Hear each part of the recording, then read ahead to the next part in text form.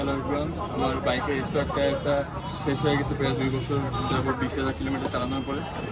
এখন আমি আবার নতুন একটা টায়ার নিলাম, যে এমআরএফ রেড হোয়াইট, যেটা অরিজিনাল ছিল ওইটাই, জাস্ট এটার প্যাটার্নটা একটু আলাদা। এটার প্যাটার্নটা একটু আলাদা, এটা হচ্ছে এমআরএফ রেড হোয়াইট, এটার প্যাটার্নটা একটু আলাদা, কিন্তু এইটা সেম টায়ারই, জাস্ট এটা একটু গ্রিপটা বেশি।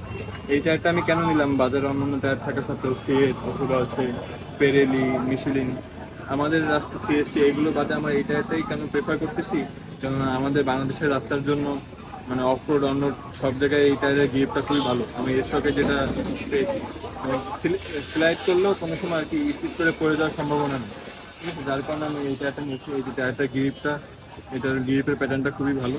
কেন এই টায়ারটাই লাগালাম আবার, কেন এই টায়ারের যে গ্রিপটা দেখতে পাচ্ছেন আপনারা, গ্রিপটা দেখুন, এই যে গ্রিপটা দেখতে পাচ্ছেন, এটার গ্রিপটা খুবই ভালো। মানে অফ রোড অন রোড হাইওয়েতে সব জায়গায় এটার ভালো পারফরমেন্স পেয়েছি আমি, অরিজিনাল যেটা স্টক ছিল ওটাই, এই কারণে আমি এই টায়ারটা লাগাচ্ছি।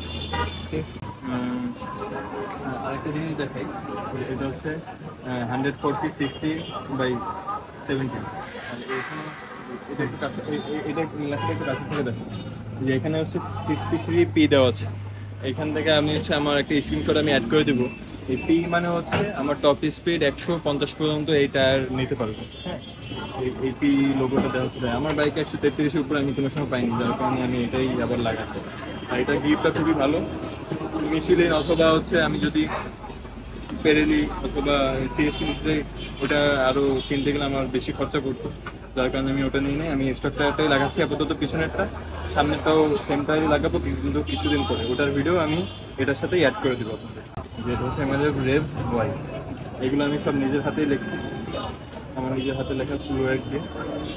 এটা ইনস্টলের ভিডিওটা আমি দেখাবো আপনাদের।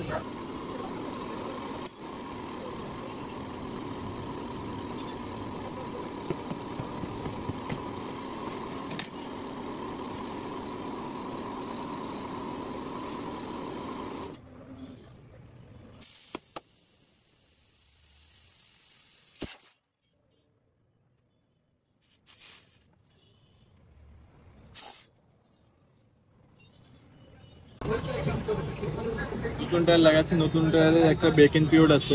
এটা হচ্ছে 300 থেকে 400 কিলোমিটার পর্যন্ত আমাকে একটু রিল্যাক্সে চালাতে হবে। 3 থেকে 400 কিলোমিটার পরে আমি আবার আগের মতো নতুন টায়ার লাগালে যে ভালো পারফরমেন্সটা পাবে ওইটাই পাবো, কিন্তু প্রথম প্রথম আমার 3 থেকে 400 কিলোমিটার একটু রিল্যাক্সে চালাতে হবে, নাহলে টায়ার স্লিপ করার সম্ভাবনা আছে।